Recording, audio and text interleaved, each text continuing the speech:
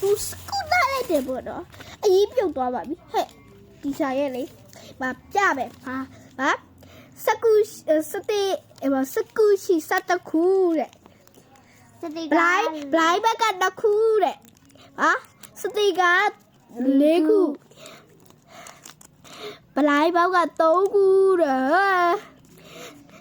ချစ်စရာကောင်းတော့စကူရှိကတခုတဲ့သူကအကောက်ဆုံးရောက်သွားပေါ့နော်သူ့အေးရမှာ900ပေးမှာဒီရတဲ့ဒီရအကုန်ရတယ်သူဘလိုင်းဘက်က3ခုတော့မရတယ်ဘလိုင်းဘက်က2ခုဟုတ်လားဟုတ်တယ်အေးဒီမှာတိတ်ခွေတော့ကောင်းပါပြီရှင်လာ subscribe လုပ်ပြီးပါကြည့်ပြီးတော့ကြတာ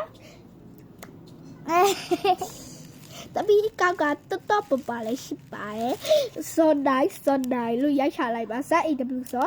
NIALI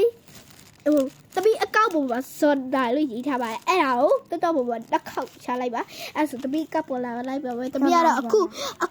တော့ရလို့ပြရလို့ရှိကြည့်ရကြပါ